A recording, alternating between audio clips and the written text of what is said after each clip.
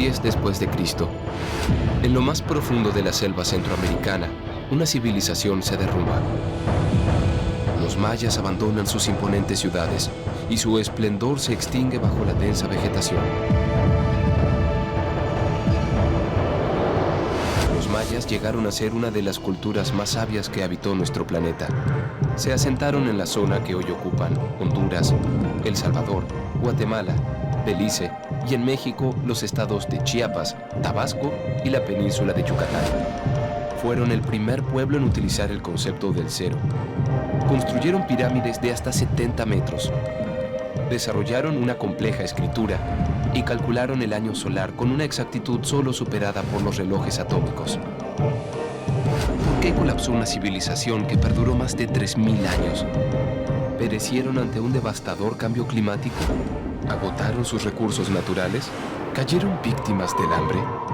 ¿O se aniquilaron unos a otros en un ciclo imparable de guerras mortíferas? La respuesta aún yace oculta entre los muros de las indescifrables ciudades mayas. Y el arqueólogo Danilo Dragic emprende un apasionante viaje de exploración a través del tiempo y el espacio para vivir en carne propia las posibles causas del enigmático colapso.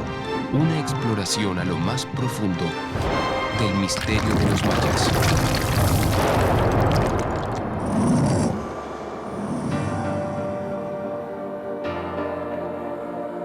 La exploración está por concluir y una última hipótesis tal vez pueda explicar el colapso maya: la caída de las rutas comerciales. A pesar de no contar con animales de carga ni aplicar el invento de la rueda, los mayas consiguieron integrar un inmenso territorio en un organismo único. El sistema circulatorio, la sangre de ese cuerpo, fue el comercio que aún se practica en los mercados del mundo maya actual.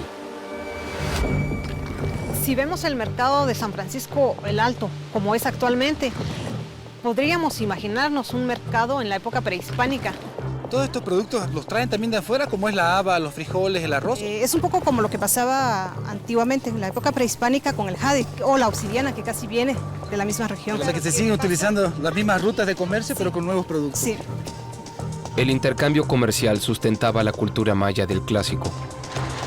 Del Valle del Motagua provenía el valioso jade, del altiplano guatemalteco la obsidiana, las plumas de quetzal de los bosques nubosos del sur, el cacao de Tabasco, el pedernal de la zona Pú, la sal y el algodón de la península de Yucatán y pescados y conchas de la costa de Quintana Roo. ¿Qué hubiera sido de las grandiosas capitales mayas si el flujo comercial se interrumpía? ¿Habrá sido la ambición por controlar rutas estratégicas el motivo de guerras y la causa de la caída de su civilización? Los ríos que bajan del altiplano guatemalteco se sumergen en las entrañas del sistema montañoso que precede a la selva del Petén. La erosión provocada por el agua durante miles de años creó una gigantesca red de cavernas subterráneas conocida como la Candelaria. Para los mercaderes mayas, esas cavernas eran sagradas y una escala obligada para sus caravanas. En una de estas cuevas se encuentra el arqueólogo Arthur Demarest, quien lleva 20 años buscando explicar el enigmático colapso maya. ¿Cuál era la importancia del sistema de Cueva de la Candelaria para la cultura maya? Toda esta zona de la entrada a Xibalba, al inframundo. Ahí son no solamente dioses, pero más importante, los ancestros. Hemos excavado cuevas que son 2 kilómetros seguidos de cerámica y a veces tesoros, ofrendas para adorar sus ancestros. Porque el culto de los ancestros es la base de la religión maya. Casi es imposible caminar sin romper cosas. Es que por lo menos hay millones de pedazos. Aquí se ve que ese es un depósito de 450, 500 después de Cristo. Ese es puro zacoles, cerámica, ticaleño, Petén Central. Estaban haciendo esto para los comerciantes que pasaran para hacer sus ritos. Aquí, mira esto. ¿Sabes por qué es? Sí, es una obsidiana. Tiene un corte demasiado fino. Porque usan en operaciones De ojos también. Pero este tenía aquí, este tipo, un uso especial, que esos ritos incluyeran ofrecer su sangre. Entonces, todas estas son evidencias realmente del gran comercio y todas las rutas de comercio que existían en la zona. Sí. Todos fueran necesarios para los reyes y también necesarios para su sistema de patronaje. Estas cosas en realidad no fueran bienes de estatus como diamantes. Fueran necesidades para hacer Cojullajau por el traje, que es súper importante. Él era la ceiba viva, árbol sagrado, y el Cojullajau era la ceiba. El atuendo de los grandes señores los igualaba con la ceiba, árbol considerado el eje del cosmos maya. En la lápida de Pacal, el gran ajau de Palenque, una ceiba emerge de su cuerpo. El tocado de plumas de quetzal era el follaje, la representación del cielo. El color verde azulado de los ornamentos de jade emulaba el tronco de la ceiba, metáfora de la tierra. El intercambio de estos símbolos de poder era el motor del comercio en el período clásico, antes del misterioso colapso maya. Esta sería la zona más importante del comercio de la cultura maya. Mire, la ruta va por tierra, en los valles, igual que hoy día, pero llegando al pie de las montañas que sale de estas cuevas, el río La Pasión. Es el Mississippi, es el Nilo, y no había ninguna época en que Tikal, Calakmul, alguien controlaba el río. Tikal y Calakmul, dos de las ciudades mayas más poderosas del período clásico, pelearon durante décadas por controlar el río La Pasión. En el 677 después de Cristo, Calakmul logró una victoria definitiva sobre Tikal y se apoderó de la ruta fluvial, la principal vía del comercio y fuente de la grandeza de los ajau. Llegaron los de Calakmul y fundaron la ciudad de Cancún, el gran puerto del mundo maya, eje de la ruta río, bajando norte-sur, que esta ruta del intercambio es donde empezó el colapso maya. La ubicación estratégica de Cancún le habría permitido controlar todo el comercio maya, desde el altiplano guatemalteco, a través de la selva del Petén hasta la península de Yucatán, y desde la actual Honduras hasta el centro de México, pasando por Palenque. Esto es el río La Pasión. Este es el eje principal de todo en el mundo maya. Por eso también hay una historia de guerra por controlar este río. Es la historia del apogeo de la época de la grandeza y lo más dramático del colapso maya. A una hora del puerto de la Unión se encuentra la legendaria ciudad de Cancún. Sus restos tal vez guarden la clave para comprender el origen del ocaso del esplendor maya. A lo largo de la ruta son todos los productos que necesitaban los reyes. Entonces, la grandeza de Cancún, la razón es obvia. Los reyes de Cancún exportaban, por ejemplo, la máscara de Pacal, el gran rey de Palenque, jade de Cancún.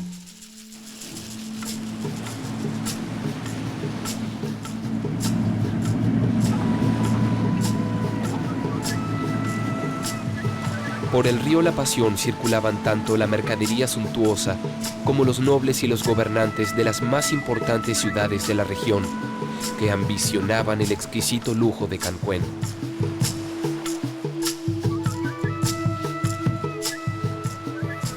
¿Cuándo se fundó la ciudad de Cancún?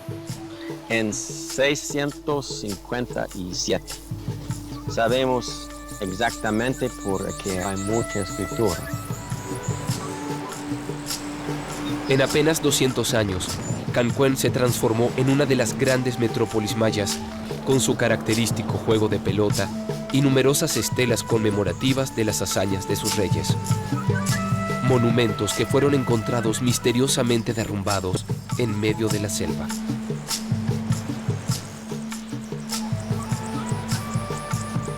Ya estamos aquí, llegando. Mire, aquí se puede ver. ¿Dónde estamos ahorita? Esta es la entrada de gente real. Es un sitio súper rico, un palacio de los más grandes del mundo maya.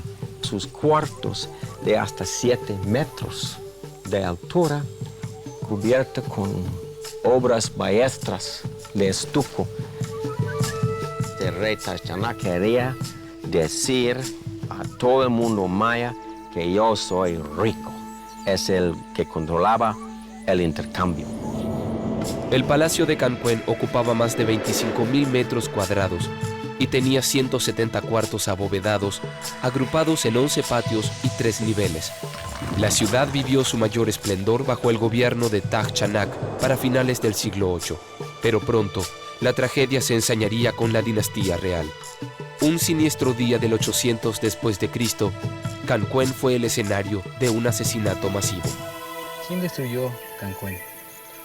Esto es el gran misterio, porque esa matanza real es única. ¿Qué podía haber pasado? Mire, voy a mostrarle. Aquí nomás es Cancuén.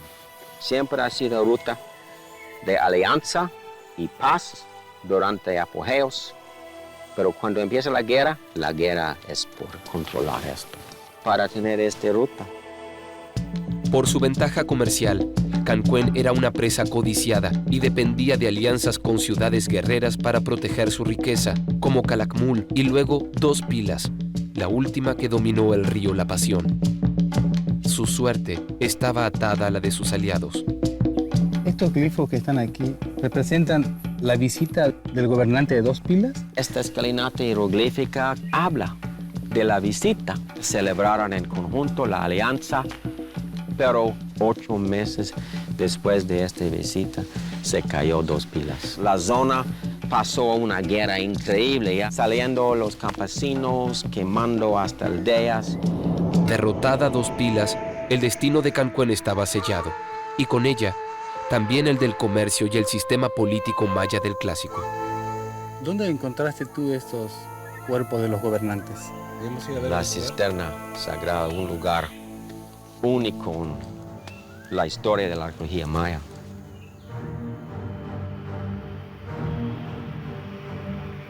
Capturaron todos los nobles y el rey y la reina y llevaron a la cisterna sagrada real al sur, y aquí hemos encontrado 31 esqueletos completos, perfectamente preservados, desde mujeres embarazadas hasta ancianos. Asesinaron ritualmente todos y se pusieron en este agua sagrada.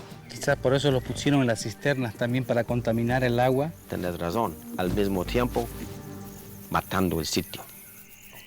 Aquí, en la ruta maya, empezó el colapso. La causa es estructural, síntoma de una gran enfermedad. Estaba poniéndolo enfermo la civilización maya, porque demasiado competencia entre los reyes, y guerra y arquitectura y rito son lo mismo, es competencia. La caída de Cancuén marcaría el inicio del fin del clásico maya. Solo 100 años después de la masacre real, la mayoría de las grandes ciudades habían sido abandonadas y eran reclamadas otra vez por la selva. Pero no fue el fin de la civilización maya. En la costa del Mar Caribe, otras comenzaban su período de esplendor. Los mayas resurgían de sus propias cenizas, aunque ya nada sería igual.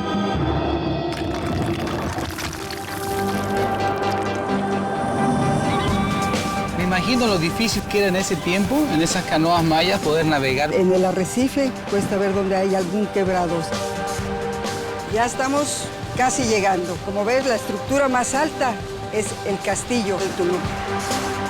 El marcador por excelencia a lo largo de la costa de Quintana Roo.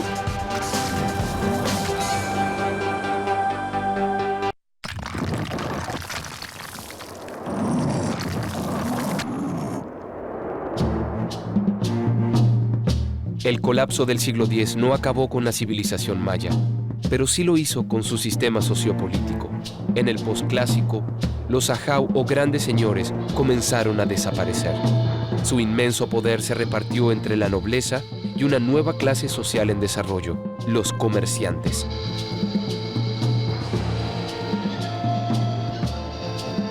Muy cerca del sitio arqueológico de Tulum, millones de turistas visitan Xcaret, un parque temático que cuenta la historia de la civilización maya en la península de Yucatán, el último período de esplendor de este enigmático pueblo.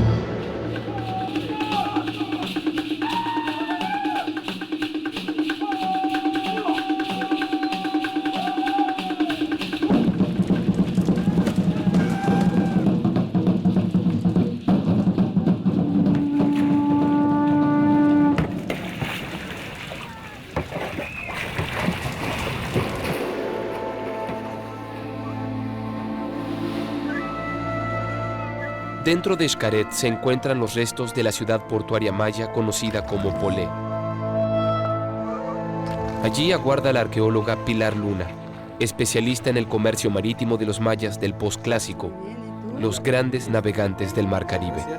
¿Por qué cuando colapsan todas las grandes ciudades en el clásico maya, aquí en la costa se sigue desarrollando la cultura?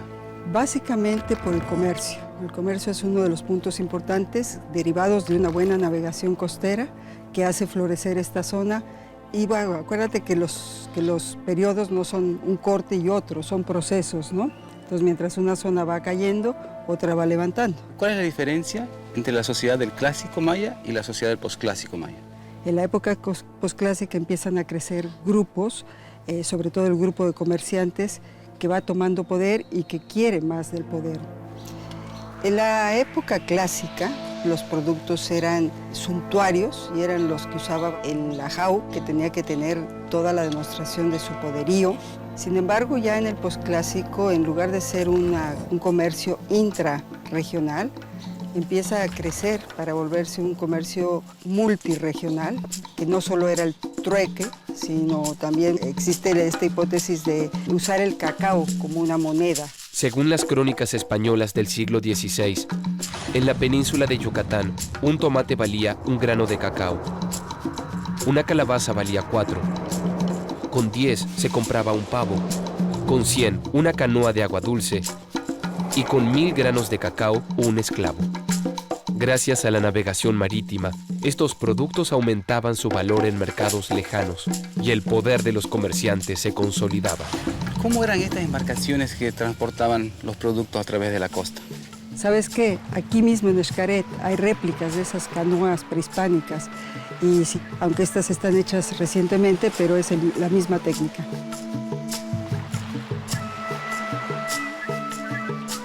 La canoa, o sea, normalmente de distintos tipos de madera, pero madera de la región, zapote. Construir una canoa tiene su reto para tener el mayor espacio posible para que la gente fuera transportada en la canoa. Y esto va desde una docena de personas, 10 personas, hasta reportan 40 personas. Y hay representaciones de estas canoas, no solo en los códices, sino también en pintura mural en el Templo de los Guerreros en Chichén Itzá. Las canoas mayas se construían con un solo tronco de zapote o de ceiba. El árbol debía ser cortado durante una noche de luna llena, cuando la concentración de la savia aseguraba la resistencia de la madera.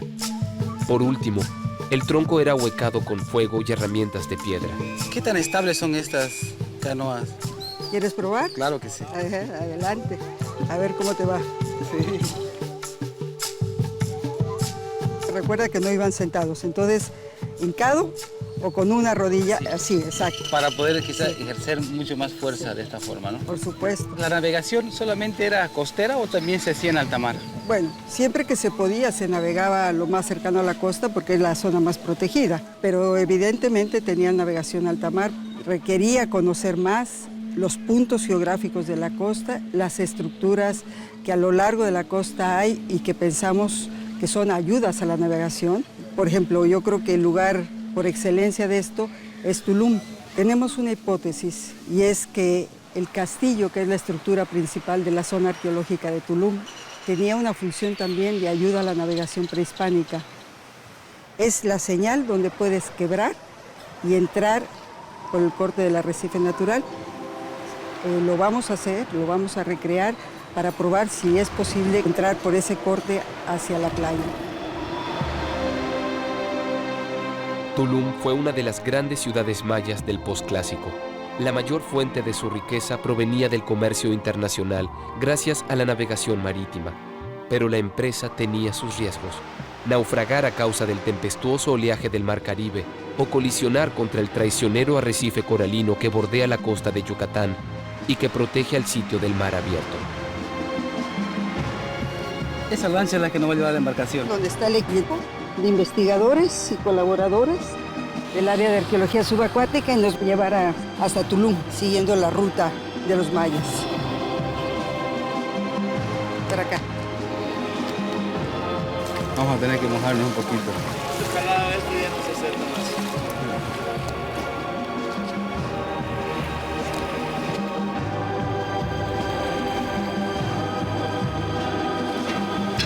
Me imagino también que los mayas antes tenían un sistema de anclas, algo. Sí, para poder fondearse, lo que llaman fondearse, ¿no? Posiblemente con piedra, un ancla de piedra, como se usaba también en Europa, hasta de 200, 300 kilos.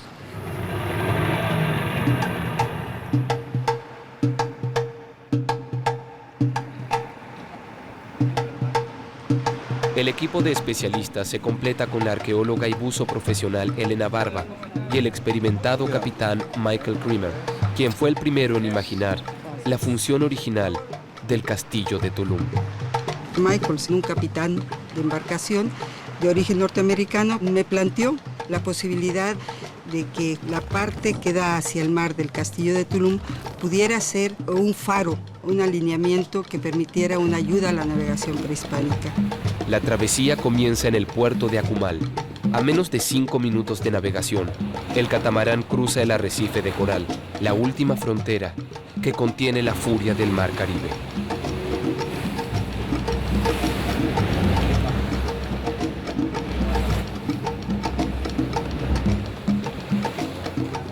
Me imagino lo difícil que era en ese tiempo, en esas canoas mayas, poder navegar por estas partes del mar. Por supuesto. Ahora mismo estamos en una embarcación que tiene mucha más altura que lo que tenía una canoa, ¿no?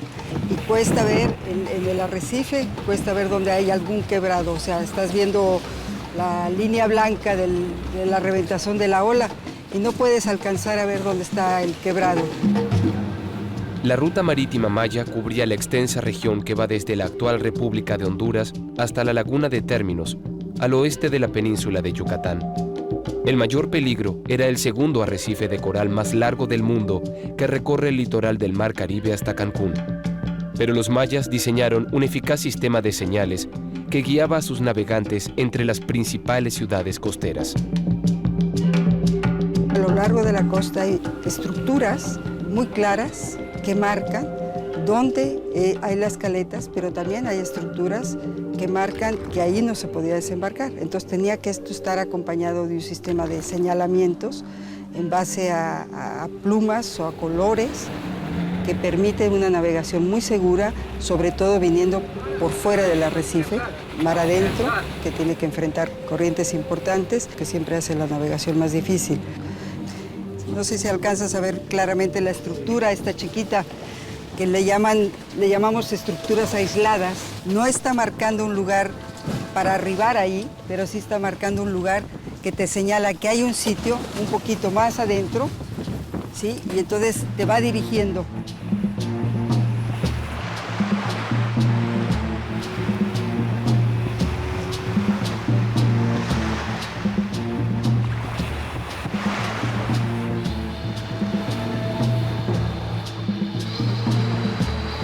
Ya estamos casi llegando. Como ves, la estructura más alta es el castillo, que sería ya verdaderamente lo que llamamos el marcador por excelencia, como las estructuras más altas a lo largo de la costa de Quintana Roo. Tulum era el lugar donde podían desembarcar con mayor seguridad a través de una ayuda realizada a través de luces. El castillo de Tulum marcaría el sitio exacto donde el arrecife de coral se interrumpe. Pero el margen para virar y alcanzar la costa es mínimo. Si la embarcación golpea contra el coral, el resultado puede ser fatal.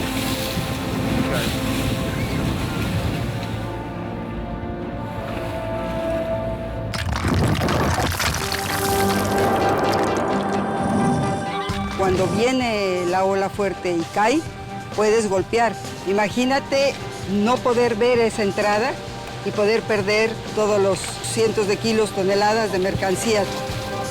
Y ahí estamos entrando al canal, ¿sí? Ese es nuestro momento para entrar. Pero cuando veas las dos totalmente claras. No tenía margen de error. Era Exacto. una oportunidad Así solamente es. de poder hacer. Así es.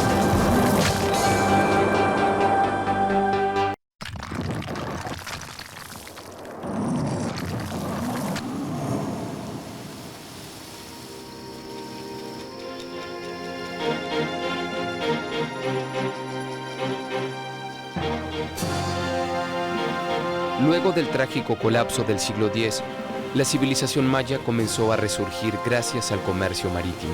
Los hábiles navegantes del posclásico desarrollaron un ingenioso sistema de señales costeras. El ejemplo más asombroso es el castillo de Tulum. Sus ventanas funcionarían como un faro que indica la única entrada posible a través del arrecife de coral, una muralla natural que separa a la ciudad del mar abierto.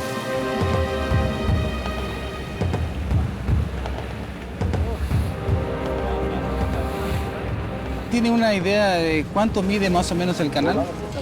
El corte en el arrecife mide más o menos casi 100 metros.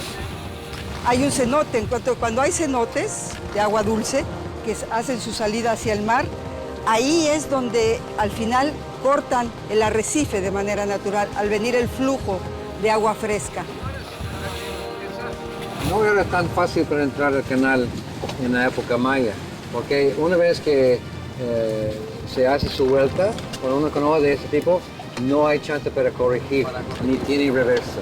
Cuando viene la ola fuerte y cae, puedes golpear la canoa también en el fondo. Imagínate lo que implicaba no poder ver esa entrada y poder perder a los personajes que transportaban todos los kilos, cientos de kilos, toneladas de mercancías, lo que significaba.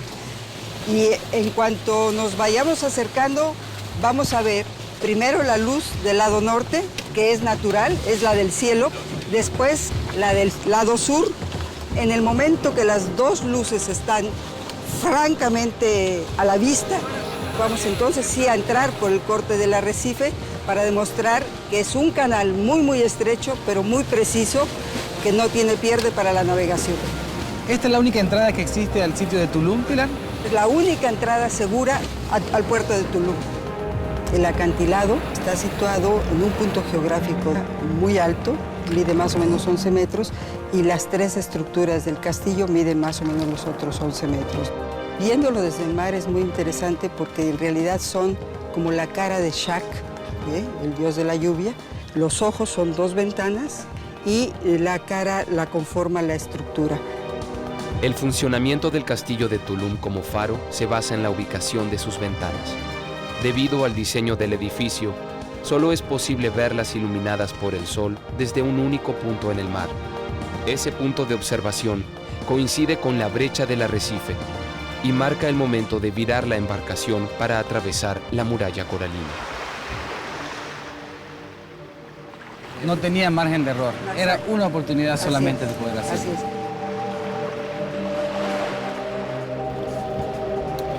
¿Está empezando?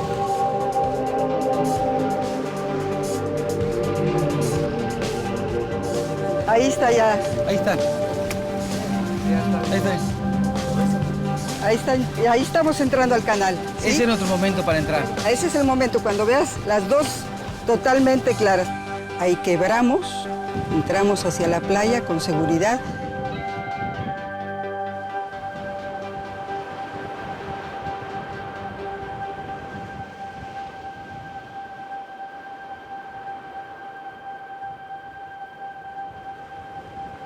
Lo vamos a hacer ahora con luces artificiales en la parte superior, lo cual demostraría que se puede hacer navegación nocturna sin peligro, por así decirlo, porque peligro siempre hay en la navegación, pero que nos permitiría entrar al sitio.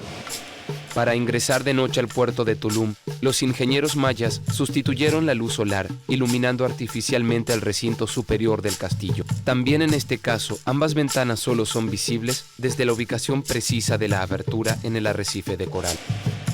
Y lo que vamos a hacer es pedirle a Elena y a Michael que bajen la lancha inflable, que lleven las luces de gas que traemos, que lleven hasta la playa, que de ahí suban al castillo, prendan estas luces, que antiguamente lo hacían seguramente con carbón, con los incensarios, y como estaba todo pintado adentro, sobre todo tenía mucho azul, azul maya y blanco, hacían un reflejo muy especial.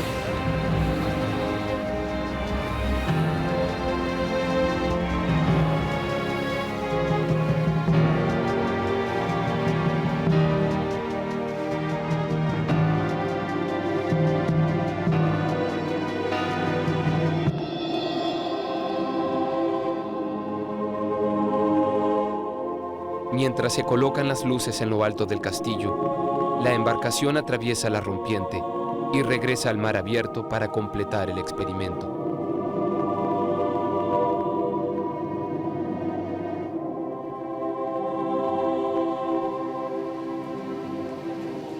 Handy, ¿cómo me copias? Prendan las luces, las dos, la de la ventana norte, la de la ventana sur. Ok, vamos a incrementar las luces.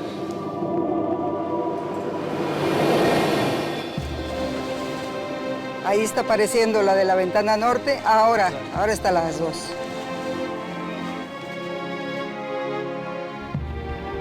Es el momento de entrar por el quebrado y desembarcar en la playa.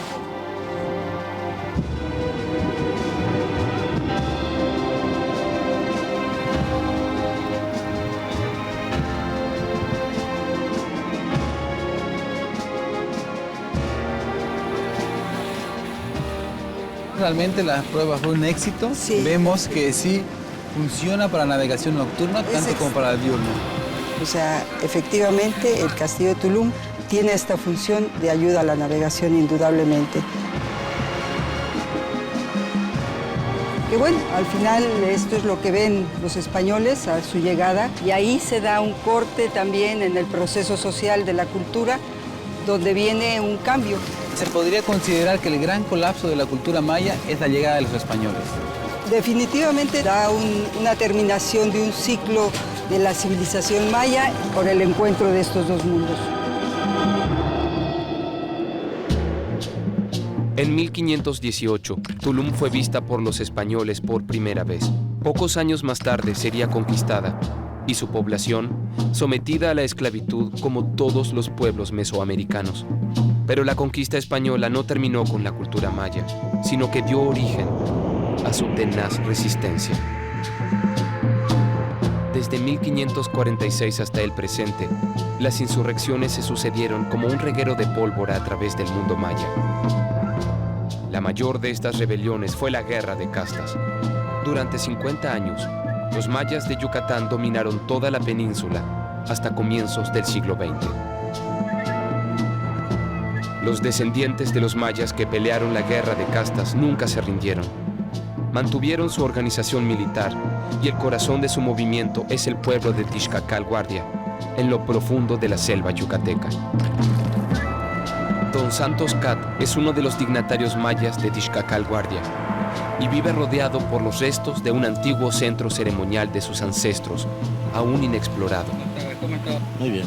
Esos montículos que se ven ahí son ruinas antiguas. Son ruinas antiguas que podrían ser templos o sepulturas donde están enterrados los altos dignatarios mayas. Es un santuario sagrado. Este lugar está considerado como el corazón de la zona maya.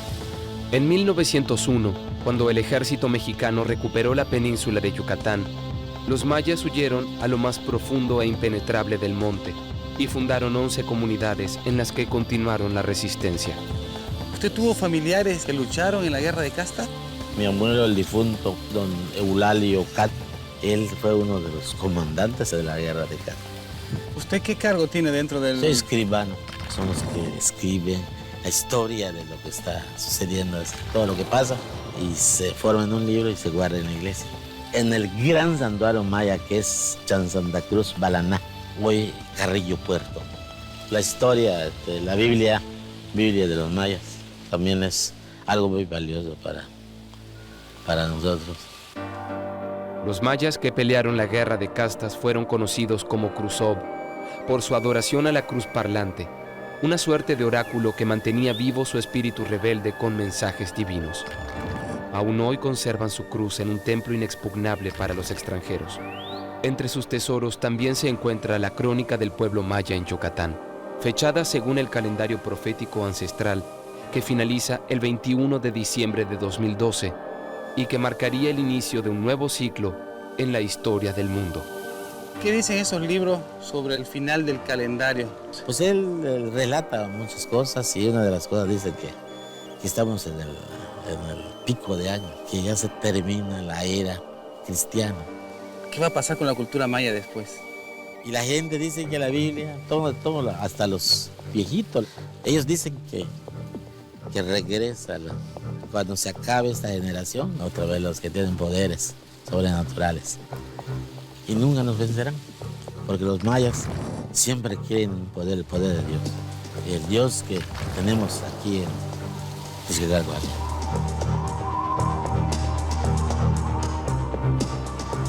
La sabiduría maya se mantiene intacta, a pesar de siglos de colapsos y conquistas.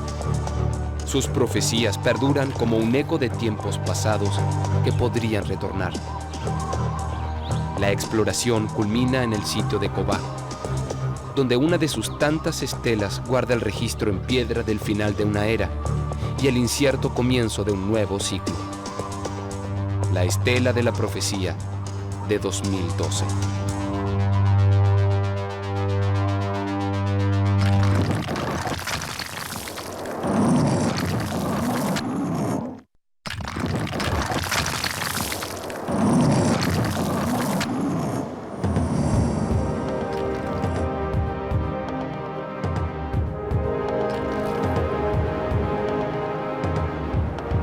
Para los mayas el tiempo es cíclico. Todo lo que pasó volverá a pasar. Así profetizaron sus épocas de gloria y de tragedia.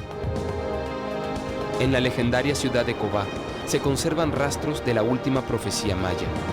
En una de sus estelas está labrado el día final de su calendario sagrado, el inminente 21 de diciembre de 2012. Esa estela es el punto final de la exploración. Un viaje de más de 12.000 kilómetros a través de los actuales territorios de Guatemala y los estados del sur de México para descifrar el misterioso colapso maya del siglo X.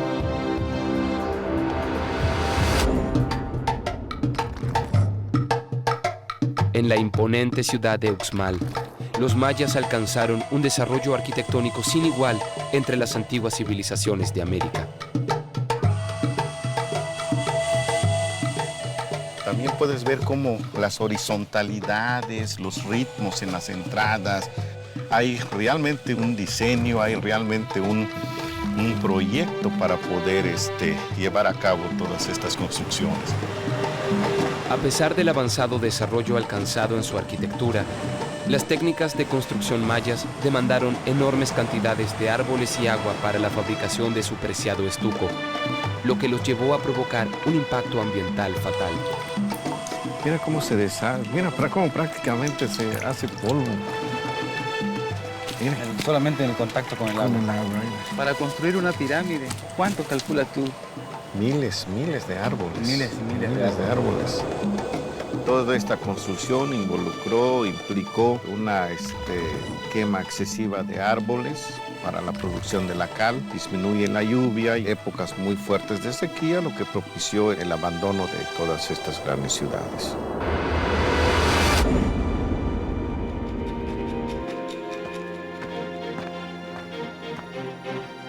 El sitio de Cobá está repleto de estelas conmemorativas.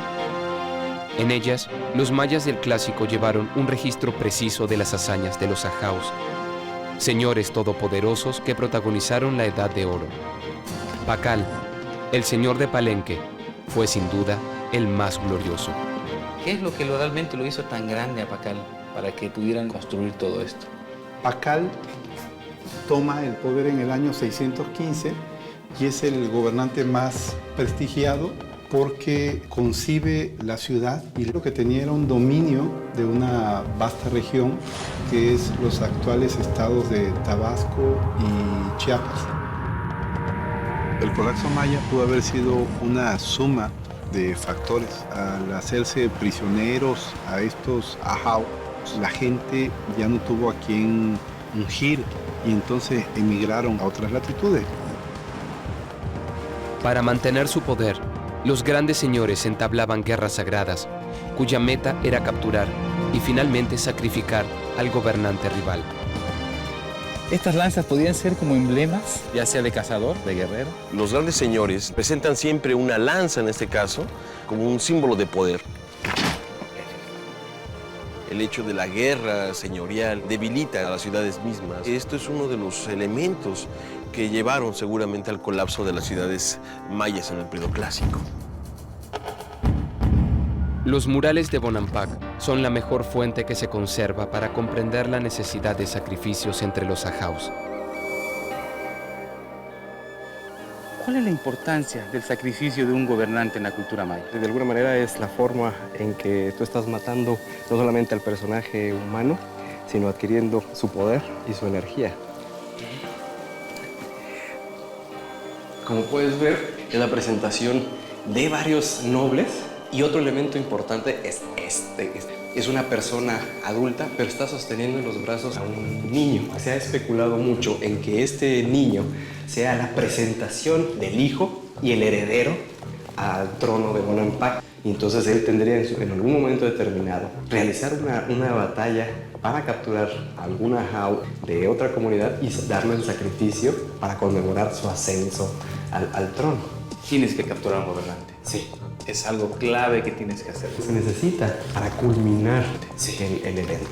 El colapso del clásico consideramos que no es solamente una sola razón. Hay un movimiento bélico bastante grande, junto con lo que serían colapsos ambientales. Ya estás empezando a realizar batallas, no por el solo afán de tener sacrificados, sino también por obtener comida. Sequía, guerra, hambre. Un escenario apocalíptico al que los mayas se enfrentaron en el pasado. Y el futuro sombrío que auguran los que interpretan la profecía de 2012 como el colapso final. El altar de la Estela 1 resalta del resto de los monumentos de Cobá. Sus glifos hablan de una crisis cercana, pero el legado maya también es prueba de su eterna capacidad de renacer. Los mayas de alguna forma enfrentaron muchos de estos problemas muchas veces. Entonces, ¿qué podemos aprender? Respeto por la naturaleza, cuidar nuestros recursos, no explotando el suelo de una manera desmedida, tratando a la naturaleza como se debe, como un ente vivo. Durante mucho tiempo se creyó que los mayas del Petén cometieron el mismo error que los agricultores actuales y que colapsaron por deforestar la selva para la siembra. Pero en la misma región, los mayas levantaron la ciudad de Tikal, una gran metrópolis que para el 600 después de Cristo contaba con 100,000 habitantes. Estás en la gran plaza de Tikal, una de las ciudades más importantes de todas las tierras bajas mayas. ¿Cómo sustentaban a toda esta población que vivía aquí? Como la mayoría de los grandes señoríos mayas, basaban su economía en la agricultura. Hicieron obras de gran envergadura, por ejemplo, los sistemas hidráulicos. En ese sentido, Tikal es un ejemplo único, porque las plazas son todo un sistema de captación de aguas, donde podrían haber sido aprovechadas con uso agrícola. Y algunas ciudades tal vez fueron más exitosas que otras en cuanto a mantener a su población abastecida de agua, por ejemplo. Por eso el abandono no fue completo ni igual en todos los lugares. No todas las ciudades se abandonan al mismo tiempo, ni todas por las mismas causas, ni todas se dan de la misma manera. El detonante del apocalipsis maya del siglo X aún es un misterio para la arqueología. Lo único seguro es que el abandono de las grandes ciudades fue un proceso paulatino que tomó al menos 200 años y que cada caída fue a consecuencia de una trágica combinación de calamidades. Pero ningún colapso fue definitivo. El pueblo maya logró levantarse y resurgir. Cada vez son más los que redescubren su cultura milenaria y honran la esencia de sus antepasados.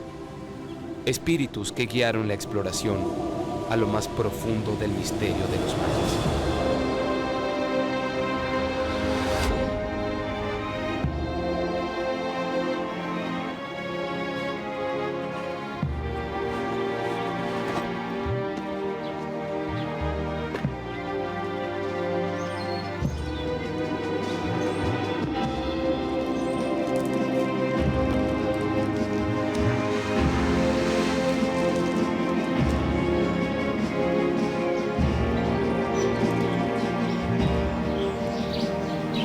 ancestros de los mayas. Aquí dejo mi ofrenda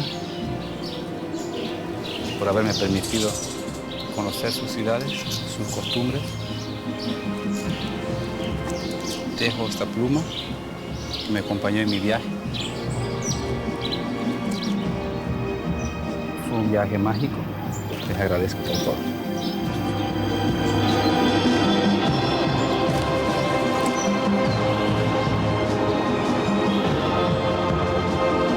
Origen y destino se conectan. El rastro de antiguas civilizaciones permanece intacto en el presente de América y la exploración sigue sus huellas.